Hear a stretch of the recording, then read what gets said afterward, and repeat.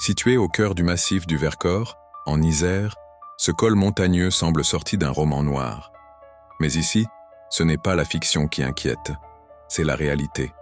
Depuis plusieurs décennies, ce lieu isolé est le théâtre de disparitions inexpliquées, de phénomènes étranges et de rumeurs obsédantes.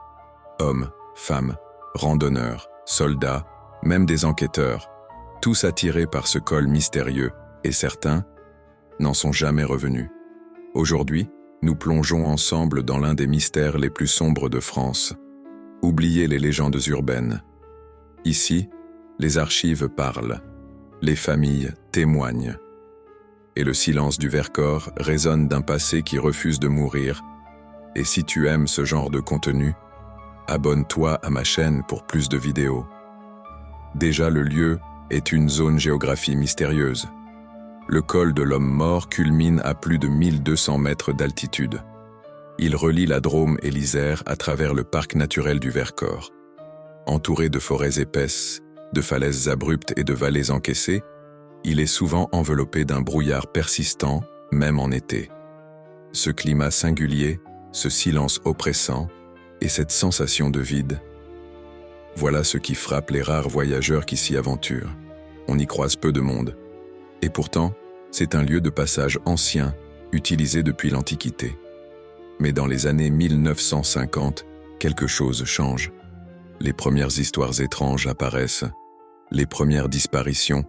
En 1952, un soldat en permission quitte son régiment pour rejoindre sa famille dans le sud. Il décide de traverser le Vercors à pied, mais n'arrivera jamais. Son corps sera retrouvé des mois plus tard, figé, sans blessures apparentes, ni signe d'agression. Autour de lui, son sac intact, sa montre arrêtée à 3h12. Et un détail troublant, ses bottes posées soigneusement à côté de lui, comme s'il s'était préparé à dormir, dans la neige. Les années passent, et les incidents se multiplient.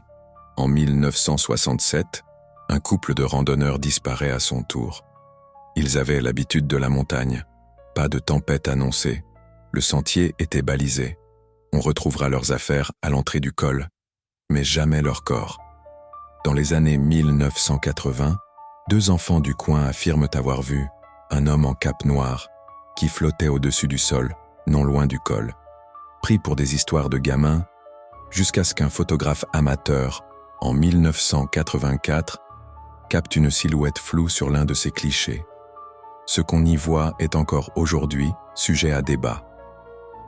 Les phénomènes inexpliqués. Les disparitions sont déjà glaçantes, mais ce ne sont pas les seuls éléments inquiétants. Des phénomènes électromagnétiques ont été mesurés dans la zone.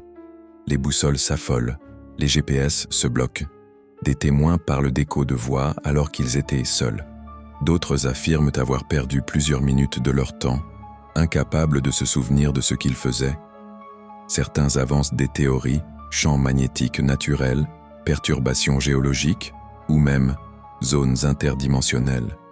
Cela semble délirant, mais comment expliquer les anomalies?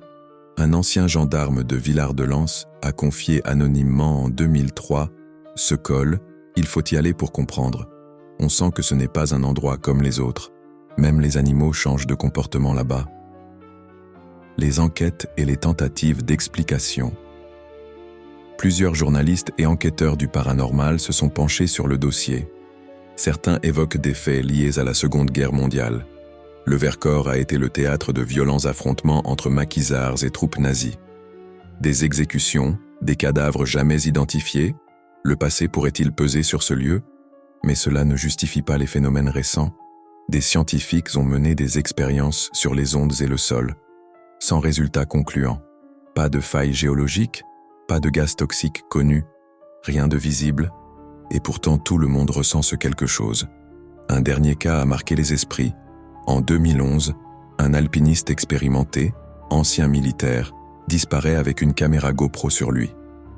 Sa caméra sera retrouvée 2 semaines plus tard, posée au pied d'un arbre. Les dernières images sont floues. On y entend seulement sa respiration s'accélérer. Puis, un bruit sourd, un cri, et plus rien. Et si vous y alliez? Le col de l'Homme Mort continue de fasciner, de faire peur, d'attirer et d'engloutir. Certains disent qu'il faut éviter d'y aller seul, d'autres qu'il ne faut surtout pas y dormir. Mais si un jour vous y allez, prenez un carnet, notez chaque heure, vérifiez votre montre. Et surtout, ne quittez pas le sentier, car dans le Vercors, le silence n'est jamais vide.